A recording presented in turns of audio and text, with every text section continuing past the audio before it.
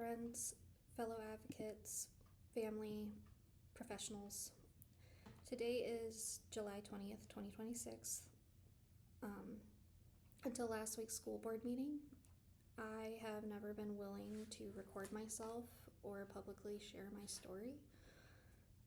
Typically, I am more comfortable being behind the scenes,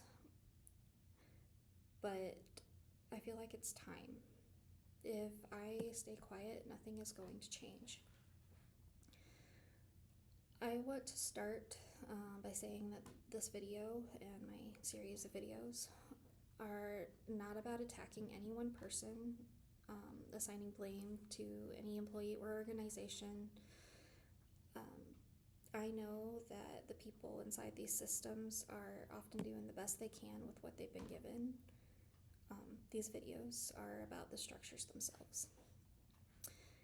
Everything I'm going to share is based on documented experiences, public records, written communication, and the time I've spent navigating the system while raising uniquely brilliant, deeply complex children. I didn't begin this journey looking for failures. I wasn't trying to expose anyone. I wasn't trying to become an advocate. I was just trying to get help. Like so many parents, I believe that if I communicated respectfully, documented my concerns, followed the process, and worked collaboratively, that the system would respond in the best interest of my children. Instead, I have found myself learning educational law, district policy, state procedures, and federal regulations. And not because I wanted to, but because every answer has seemed to lead to another obstacle. Along the way, I realized that I wasn't just becoming a better advocate for my own children, I was uncovering patterns.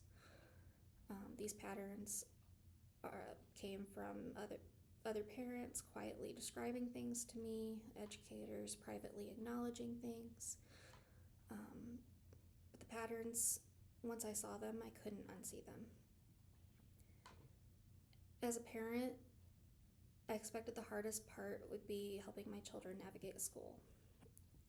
I never thought that the hardest part would actually be navigating the system itself.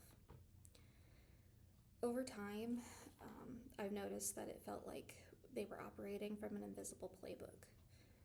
Not because I believe that anyone sat down and wrote one, but because the same consequences,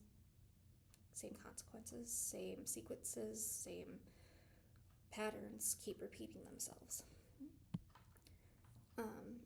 First, my concerns are minimized. I'm told that it's not that bad, that it's not only my child, that my child's grades are fine, so he's fine. Then the process slows down, questions are redirected instead of answered. Eventually, advocating for my children began to feel like the problem. And somewhere in the middle of all of that, my children, the very reason that everyone was supposedly there, appeared to be almost invisible to everyone else. I didn't ask to become an investigator. I didn't ask to spend evenings reading policies instead of being a mom. I did it because the systems responsible for protecting our children, when they fail to respond, someone has to keep asking questions. And for a long time, I thought this was only my family's story, but now I know that it isn't.